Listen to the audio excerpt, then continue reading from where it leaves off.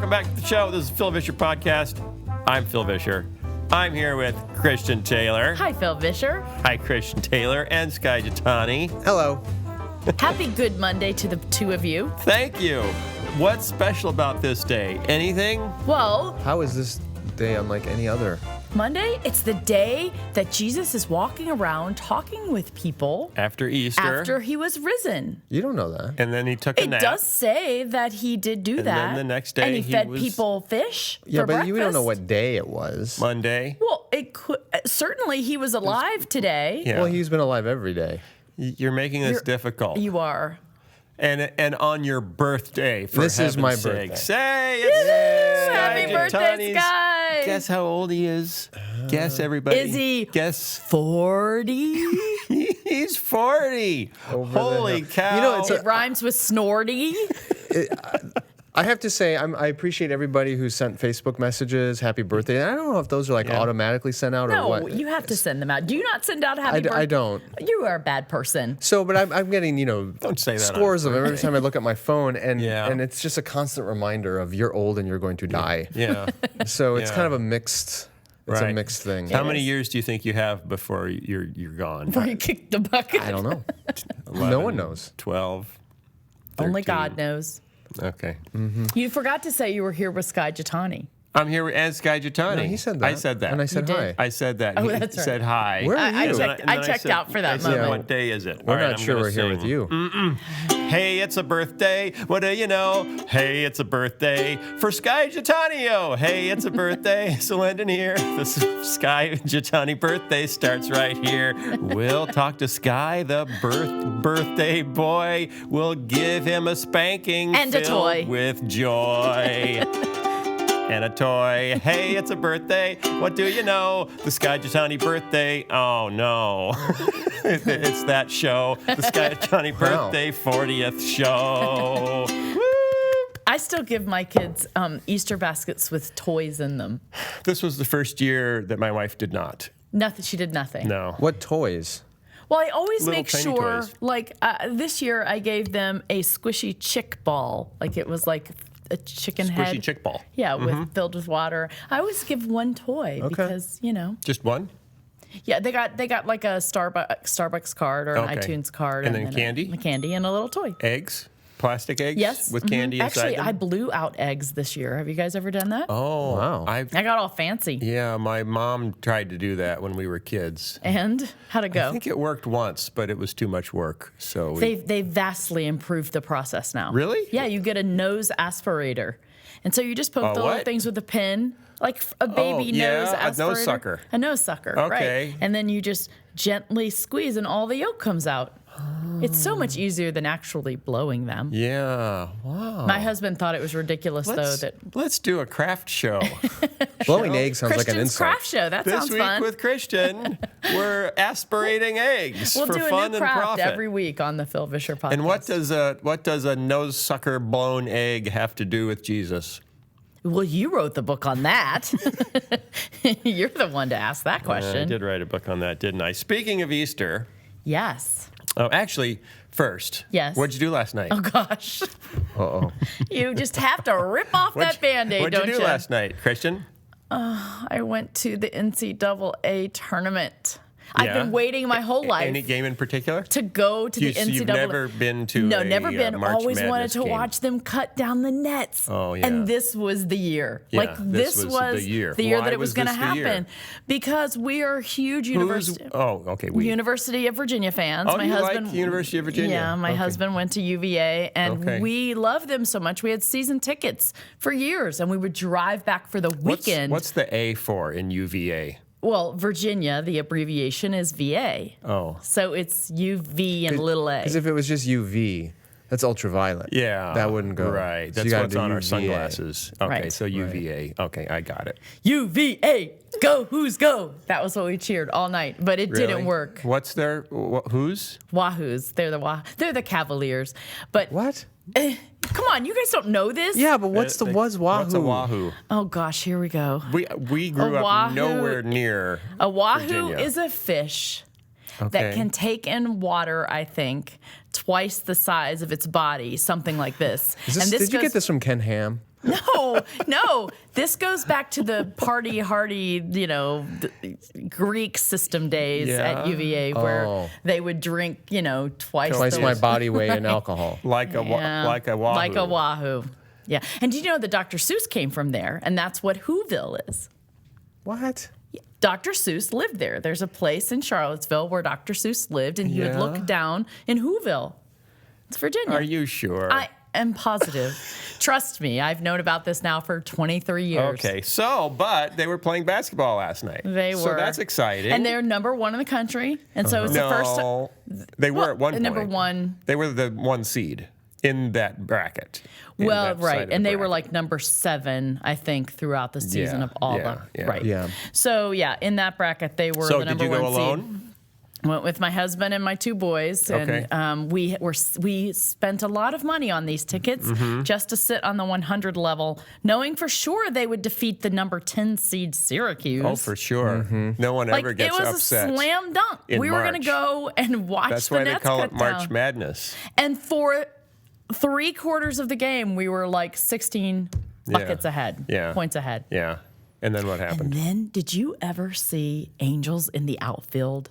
Yeah. Where the team was losing and it was this dreadful, terrible thing. Oh, you mean every sports movie ever made? And then all of a sudden the Angels flew in and took the ball out of That's what had happened, but in the wrong direction. But they were demons. They were the demons. Fallen angels of Syracuse. It was like there was something in the Demons cosmos in the dugout. that It happened. was a different film. Where all of a sudden the entire momentum shift. Yeah. Even the guy who lost his shoe on the basketball court made a 3-point bucket. And from that time on, it was Wait, he made a 3-pointer without his shoe on? yes, his shoe fell off when he was playing defense, and another guy picked it up, threw it off the court. He ran down, they threw him the ball, and he scored 3 points.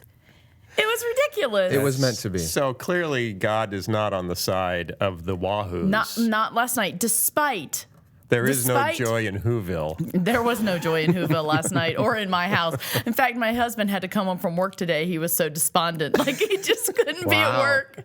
And my son was walking around in his Virginia, jersey still, slamming the basketball on the floor and talking to himself out loud. Yeah, it was very disturbing for my family. Wow. But, the interesting part is that Tony Bennett is the head coach of Virginia. No. And he... Not Tony. Yeah. Not that Tony Bennett. Not the Velvet Fog. No, not him. I didn't know that was his nickname. That's a cool nickname. Yeah. Velvet Fog. My I like nickname that. at church used to be the Velvet Fist. Really? Oh, Yeah. that's a good one for you. That is so true. It was. Yeah. Anyway. Okay. It still should be. Okay. Anyway. Back to you. Yes, Tony Bennett. He Yes. is a very devout and vocal believer. Okay. And when they asked him, his response right after the game, he said, I was talking to the guys and this kept playing over and over again in my head. I think it's from an old hymn that we weep at night, but joy cometh in the morning. And he said, Okay. I really feel like we're going to weep tonight, but, we have a great team of guys and we've had a great season and there will be joy. In your household, We still have not gotten to that joy. joy did not come in the morning. Joy was not present today. So are you sorry you all went? I was really proud of my husband, who was the most despondent of all. Last night, the last text family group text that we got, and we do all text each other in the house. Do you do that? He was down at the bar from him at the bar. No, he was in bed. No, you were texting each other in the house. Yeah, in the house. He said, as depressing and horrible as this night was, it was still fun being there with all of you. Silver lining. Yeah, I was proud of him for that. The joy came in the late evening. Yes. About midnight. But then it receded. And then receded. It ebbs and flows. Speaking of Easter, did you have a good Easter, Skye? Yeah. Did you preach? No. No preaching. That's nice. I did last year, and I really like not preaching on Easter. Easter's can celebrate. hard. Yeah. Easter's so hard because Easter's hard. Everyone. It's hard to Easter and Christmas are hard because everyone's heard it a bazillion times, and you don't want to be so clever that it becomes heretical, and then so it's a hard Sunday. It's a hard. So hard you Sunday. figure if you've come up with something completely original for those holidays, you're probably in heresy. Probably, yeah. Yeah. Can I ask you, since you are a pastor, there was something I was wondering about. Would you Is it- marry my children. Hey, you could do that, couldn't you? If somebody will ever marry them. I rarely do weddings anymore. Oh, really? I actually am doing Yeah. one in May. Because he's the velvet fist. You don't want to have the velvet fist solemnize your vows. are just really involved. Because you got to do the Yeah. counseling and then the Yeah. thing and then the families Rehearsal and the dinner. drama. And you get paid $50. And it's not even about the money. It's just people are emotional, and I mean they can be beautiful events, and I've done many of them. But they take so much of my time. Yeah. And and I've had some bad. And ones. half of them end up in divorce anyway. Well, Would you rather, at this point in your life, would you rather do a wedding or a funeral? a funeral? Really? Oh yeah. Because What's the worst that could happen? Did he just say that? You know? everyone gets real sad about what you said, and They're they gonna be remember sad it anyway. forever. Yeah, but they're sad anyway. Okay. I'm just. You can but- tell about life and hope. Well, there's that, but with funerals, especially if it's somebody you know and it's somebody who's committed to Christ, or whatever, there is a sense of if it's not a tragic thing. I mean, Right. tragedies are tragedies, but Right. there's a celebration and a life and all that. Whereas a wedding is more like, well, okay, good luck to you now. It's It's like sheep to the slaughter, is that what you're saying? This was the easy part. Have you ever presided over a tragic wedding? I have presided over a tragic engagement. What happened? Well. How do you preside over? Well, an we were in engagement? the midst of premarital counseling for a couple of months, and they'd meet with me, and we'd go through all of the stuff we do, and then I get a call from the guy, the groom, fiance, the male fiance. Yes. There's no specific word for that, Right, is the there? fianceur. Yeah. And he said that he had something that he hadn't told his fiance that he wanted my help telling her. Oh, He had gosh. another family. I don't know if that would have been better or worse. Okay. What was it? It was that he had committed a crime and had been indicted and convicted for it and was getting ready to go to prison Oh my and had not told her. So, yeah, that didn't go well. Were you a part of the telling? Did you tell him you should break this off right now? And Yeah, I did. Yeah. Were you there for the telling? I was not there for the telling. I was there for the fallout of the telling. Okay, that sounds good. Obviously, they broke up and Sounds did not fun. get married. I mean, I'm grateful that it all came out before the wedding. Yeah, that's probably for the But best. yeah, those kinds. It's like that's the stuff. It's like I cannot. Yeah. I have my own marriage that I need to work Yeah. on and monitor. Yeah, and it sucks so much out of me and I am completely like flabbergasted by ministers and pastors and others who this is their calling and they do Right. this all the time. Right. It takes an enormously gifted person to do that Right, well. like those guys in the tiny chapels in Las Vegas. Yeah. It's just they're calling Right. from God. Yeah. to And I marry do- as many as they can as fast as they and can. I do them on occasion. And I'll Dressed do the as counseling, Elvis. but it's like I really have to look at my life and go, do I have the bandwidth for this Yeah. over the next couple months or whatever? And the answer is no. Well, and not just that, but I don't feel good about stepping in and officiating a wedding with a couple that I don't know well and Right. can genuinely stand in front of a congregation before God and say, yeah, I affirm their commitment Right. to this decision. I don't So, just, listeners and viewers, if you've been dreaming of someday being married by Skye Jethani, it's time to just let go of that dream. I take Or very move few to the clients. community and Just start set it- making set it. friends. No, it's not going to happen. I should really not interview gonna couples to see if they're worthy of me doing their. Oh, stop. But you know what you could do? You could try to see if you're worthy to answer my original question. Okay, what was that? Oops. Which is it true that when Christ rose from the dead, others rose from the grave as well? No. Okay, tell me It is why true. people think that. It is true that when Jesus died on the cross, graves were opened and people rose from the dead. Okay. Oh, well, sorry. I had Well, that's that what detail Scripture wrong. says. Okay. Yes. So tell me about that. What does When that mean? Jesus died, the graves opened and dead people came out of them. Did that really happen? It's what Scripture says happened. Why didn't we hear more about that? Because you didn't read it, that part. It's a little weird, and people don't usually emphasize that much on Good Friday. Right. Well, then what happened to those people? Did they go back to their families? Did they go up straight up to heaven? Do we know nothing? They probably went to Detroit. Think they each got a pony. You can't and they rode elaborate? around Jerusalem for a while, and then they died again. You can't elaborate. no- There's there's no other source of information. There's no other source of information. Not that I'm aware of. Why do you think that would have happened? Or what is it to symbolize? Seriously, it was included in the Bible for a reason. Let's say you had to do a sermon on it. What would you do with that? These are the it isn't like I have a commentary embedded in my brain that I can just turn to and go, oh, here's all the different historical Have interpretations. you looked in your study Bible to see what it says about that? No, I was just counting on Skye. I knew I was going to see him today. Okay. I mean, I know some little theories here and there, but I mean, there's even a debate among Christians and theologians about, in the creed when we say that Jesus died and descended to the dead. There are some who say, well, when Jesus descended into Hades, into the realm of the dead, he preached the gospel to the dead. There's others who say, no, he never did that. That's not biblical, blah, blah, blah. And then he said, I don't know. And then there's the idea, I mean, it's concurrent in Scripture with the tearing of the curtain in the temple, right? Which we know represents the access to the Holy of Holies. God is now made open through the atonement of Jesus' blood. So that combined with the emptying of the tombs or the people coming out is whether it's symbolic or literal, it is the power of death has now been defeated by death through Jesus. So it's similar to the temple curtain being torn. It's access to God, who is the source of life, is now there. So symbolizes the defeat of death. Yes, that death itself has been overturned. Nothing says death is dead like undead.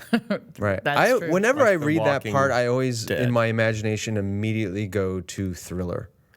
Oh, yeah. Oh, yeah. Because you're of a particular I generation. am, yeah. Yeah. Well, and I did start thinking about, I wonder what he did do when he was down there. He had to have done something. He took a few selfies.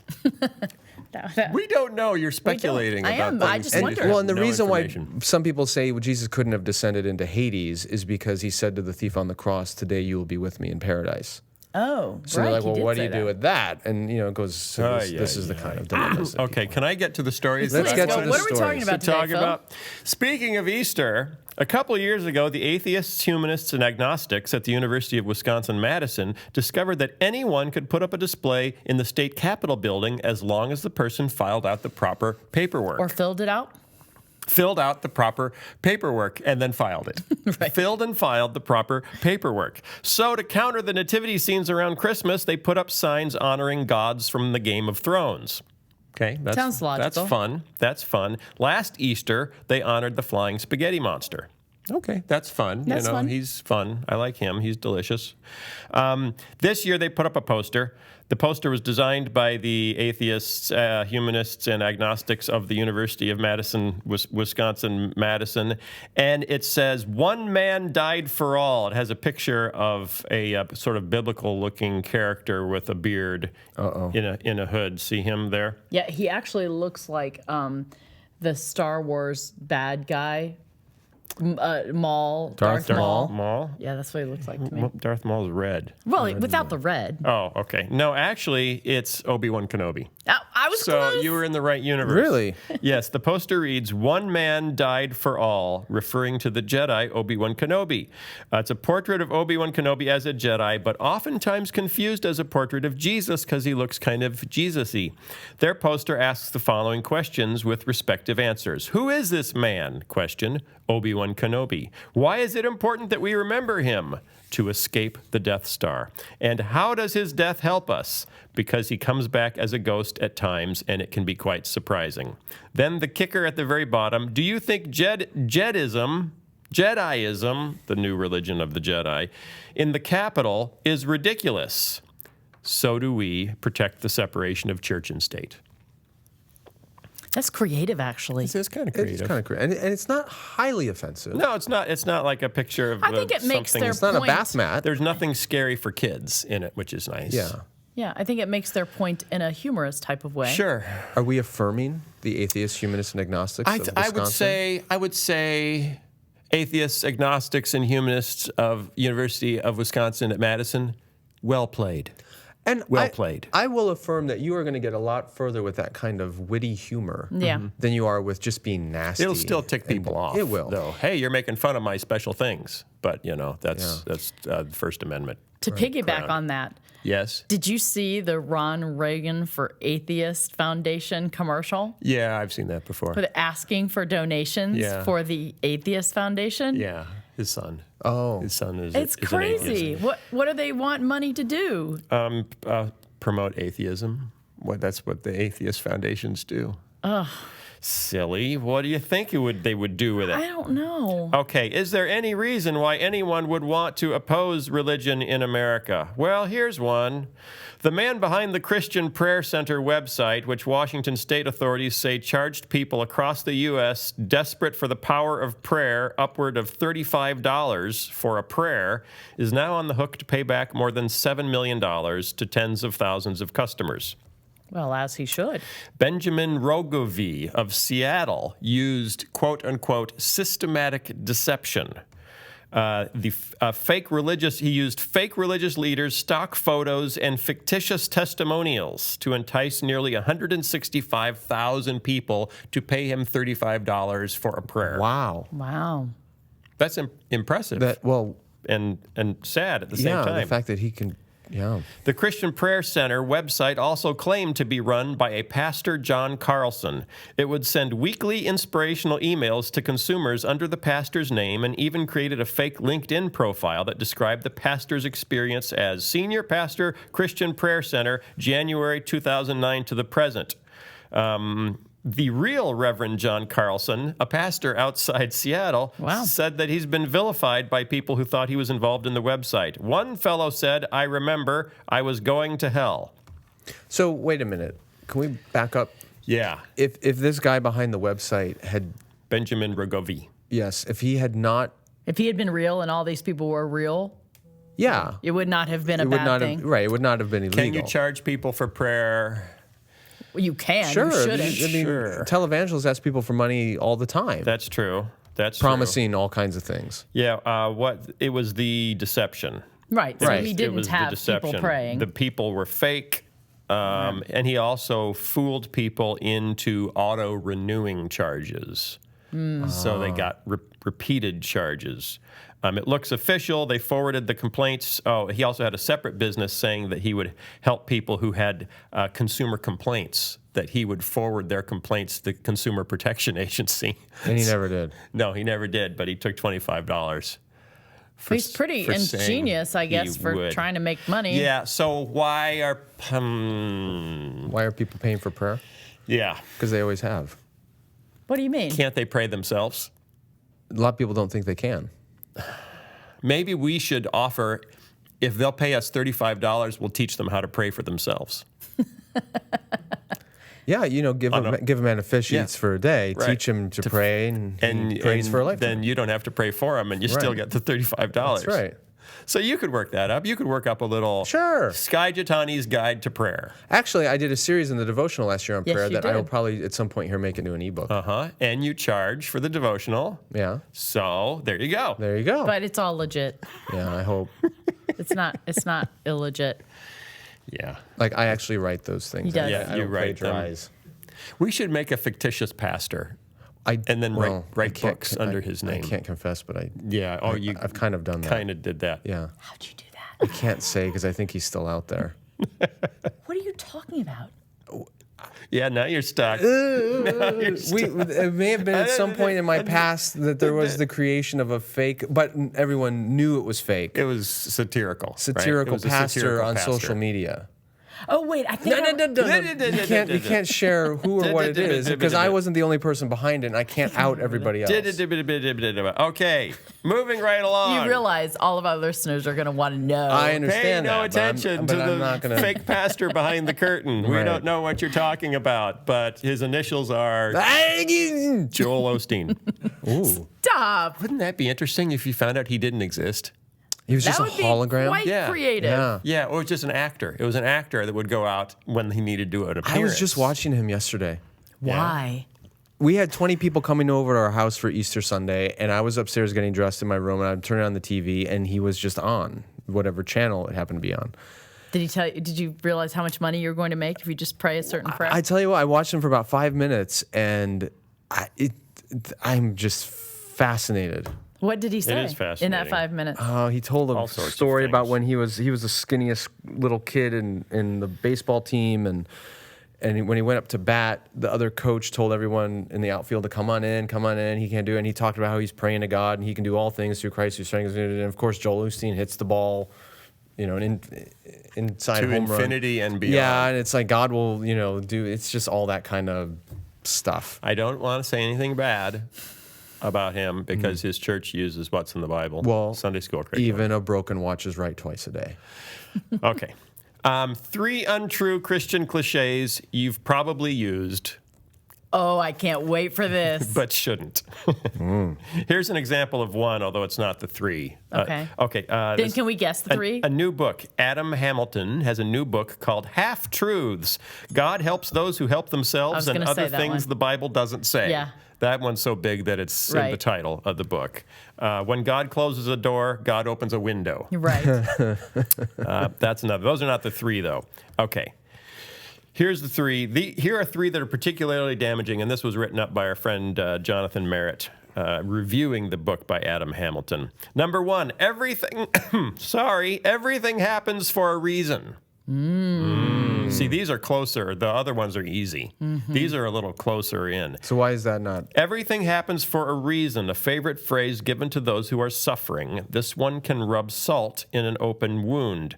Hamilton says, the scriptural reasoning behind this cliche is often derived from Romans 8:28, and we know that in all things God works for the good of those who love him, who have been called according to his purpose. The Apostle Paul does not say that everything happens for a reason. He does say that everything, genocide, cancer, depression, he does not say that genocide, cancer, depression are part of God's will. Rather, Paul says that God will take even the most reasonless suffering and use it to accomplish some kind of good in the lives of those who love God. Tragedies happen in spite of God's will, not because of it. I knew that. Agree, disagree? I agree. Absolutely. Yeah. Okay. Some people would disagree. I've seen it in don't my you own think? life. That God causes everything? Yeah, I mean, this gets into the free will of humanity versus the sovereignty of God kind of debates. Yeah. In fact, what percentage of the church would struggle with saying that? a good chunk. Did you see the new Batman versus Superman movie yet? No. Wait. Only on this podcast. No. Only. Is it- Can you go Because Is it Calvinist? from the Bible to It- Superman? Well, in it, Lex Luthor keeps using this analogy of Superman as like God. But he Superman is God. At one point, Lex Luthor lays out really succinctly the problem of evil, and he said from the time he's talking about how his father used to beat him or something like that, and he came to the conclusion that if there is an all-powerful God, he must not be good, or if he is good, he must not be all-powerful. Because otherwise, Right. so it was kind of interesting that in that comic book movie you have them wrestling with these theological things. Right. But it's the same debate: is okay. Well, if God is all powerful, then everything that happens must be according to His will, including horrors like genocide and Right. all the other stuff listed there. But this is an area of biblical ambiguity where. So you Right, think- strictly speaking, Romans 8:28 does not mean God causes everything. Yes. It does mean he can redeem all things. So the idea that God causes everything is not taken from that verse. Right. It's taken more broadly from Scripture. right. And it's not clear. You can But argue also either. in Scripture, you can see God allowing things to happen, Yeah. which is a third way. It's not Well, that's causing. kind of what he's arguing for here. That God may allow genocide, but he doesn't will genocide. This is a huge theological debate that's raged for thousands of years. When I read this first one, I kind of thought, are they taking that too glibly? That it's that easy to resolve that debate? No, yeah, maybe, but I think strictly speaking, Romans 8:28 is not saying Okay. God does all these things. So It's not saying God can redeem all these not things. everything happens for a reason. Is that what we're saying? Well, I get this all the time in pastoral ministry. People, tragedies and why is this Right. happening? Romans 8:28 comes up, and sometimes what you have to gently remind people is, even if there is a reason for what is happening, we're not promised that we will know that reason or be told that reason. Yeah. So if you want to believe that it's all happening for a reason, fine.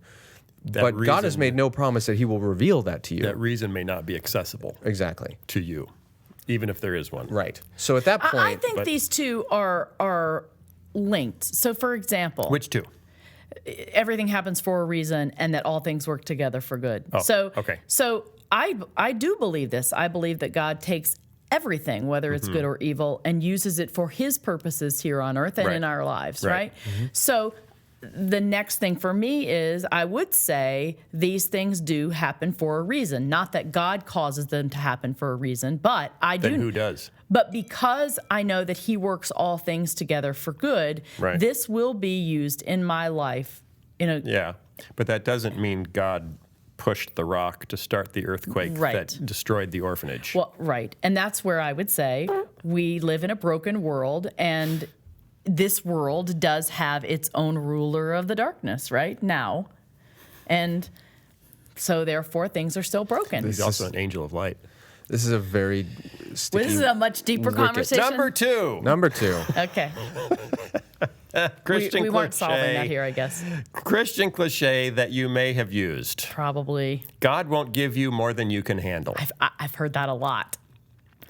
This cliche is another slap in the face to those experiencing tough times. A cursory reading of history or a few years of pastoral experience reveals heaps of stories about people who have more than they could handle. Hamilton says, when we say these words, we are implying that whatever lousy things are happening in your life, God gave them to you. So you got cancer, God gave it to you, and don't worry, think it's saying he won't that. give you more than you can handle. I don't think it's saying that. No, okay. The scriptural reasoning behind this cliche is often derived from 1 Corinthians 10:13. No temptation has overtaken you except what is common to mankind, and God is faithful. He will not let you be tempted beyond what you can bear. But when you're tempted, he'll also provide a way out so that you can endure it.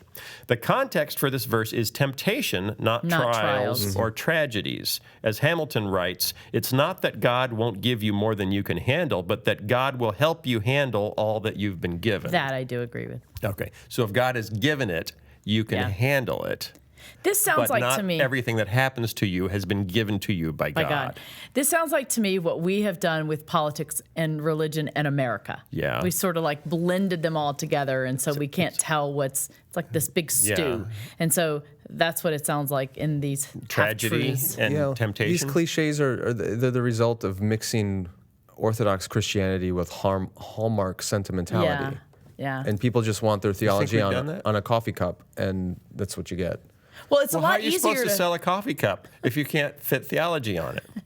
It's a lot easier to access and remember these sound bites, Right. such as this, Right. than that entire scripture verse. You know, isn't there a political candidate this year that's doing very well by simplifying things down to sound bites? Absolutely. That fit on coffee cups? Absolutely. In fact, they And that's fit what on we love. everywhere. And Newspapers. that's what we love. Isn't that what we talked about Yeah. last week? Yeah. We love sound bites.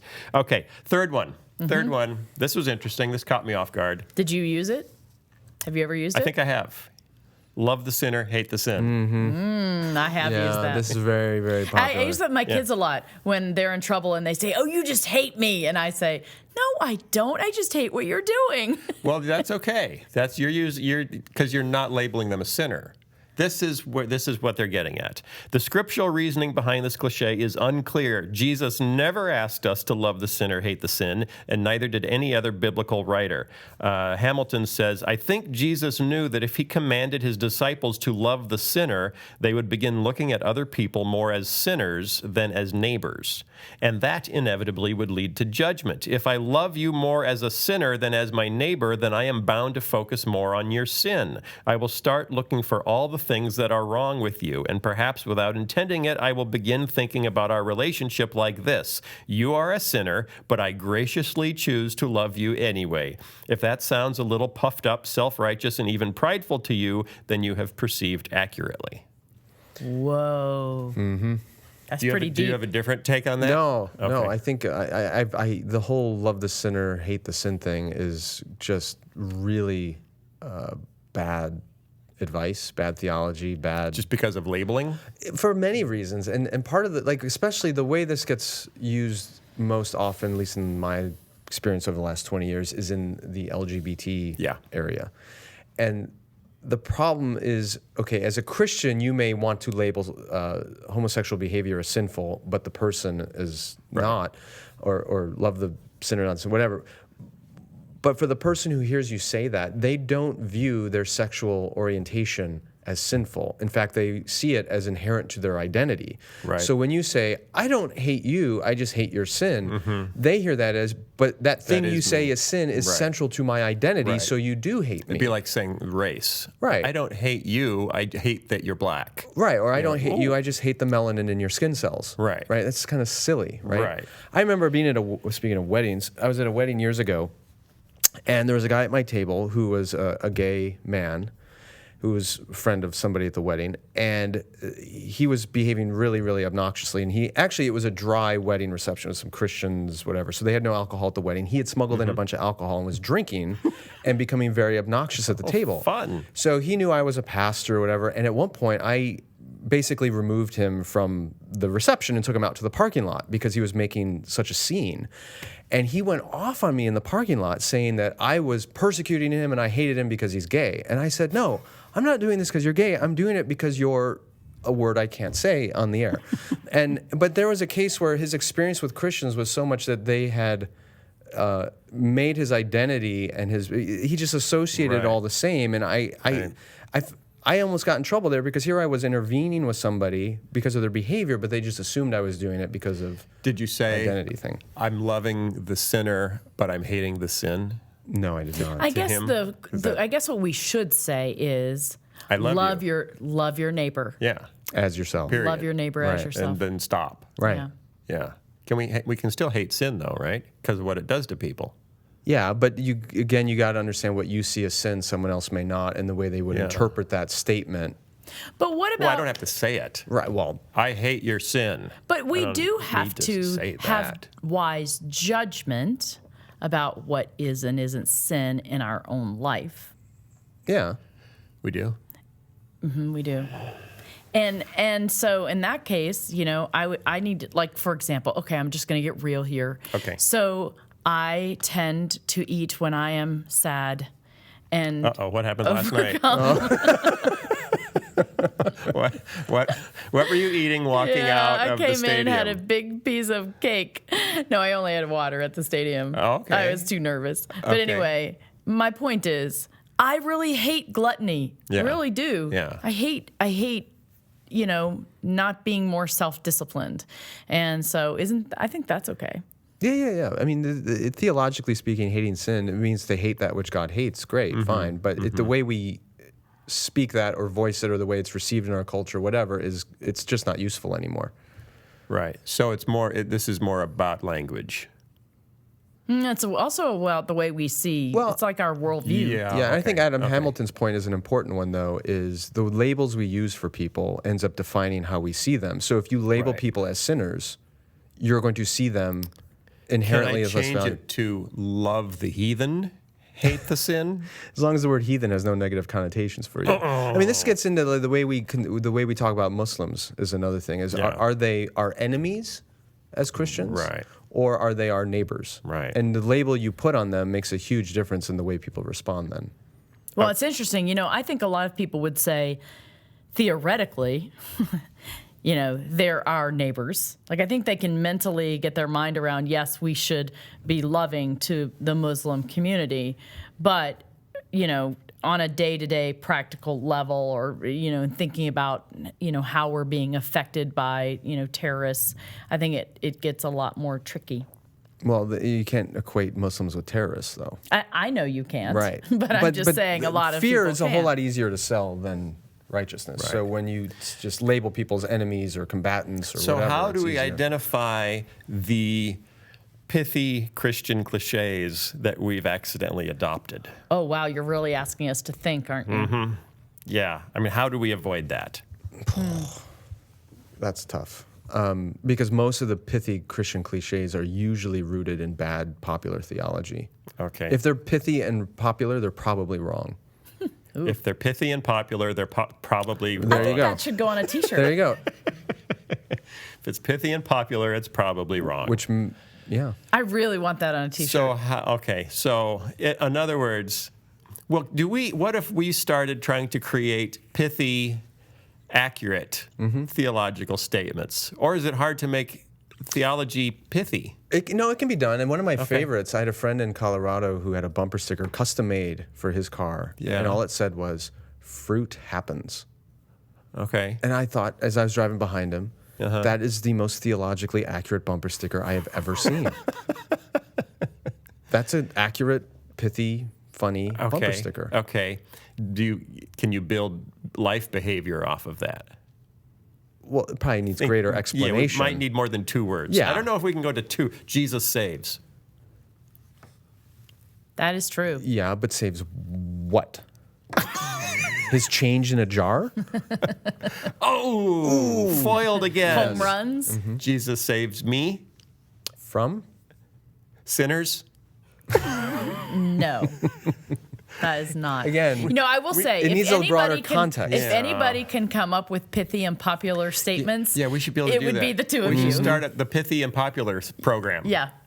That sounds like a good podcast title. PPP, Pithy Popular Program, podcast. The Pills, pithy, and popular podcast. Pithily Popular Podcast. For putty tat. All right, I had another story, but I don't have enough time to get into it for the second straight week. I want to talk about economics in the middle class. Oh, let's do it. How much time do we have left? We're at 41 minutes. There's right no now. way we talked for 41 We talked minutes for about 41 nothing. We did. We never got to my big story. This is even worse than Seinfeld. I know, and we have Theirs a guest. is only 25 minutes. We have a guest next week. Is it the atheist? Hemant is coming. Who's that? Hemant Mehta. He blogs on Pathos as the Friendly Atheist, Oh, I can't wait to meet him. which kind of sounds like a children's book. Hemant the Friendly Atheist. I would like to does. know if he likes the Obi-Wan thing that happened up in Wisconsin. Yeah, we can ask him about Is that. that something the friendly atheist would affirm? He actually wrote about it in his blog he did. on Pathos. Is he friendly to us? We'll find out. We'll see how friendly the Friendly Atheist really is. Let's see how far his friendship will go. Yes, and we'll try to. No, I was going to say love the sinner and hate the That- sin, you but see, can't do that's that. the worst possible use of that. Because he's our neighbor. He actually cliche. lives He out is our here in neighbor. He lives Naperville, in right? Naperville. Yeah, he's our local Friendly Atheist. Where all the atheists live.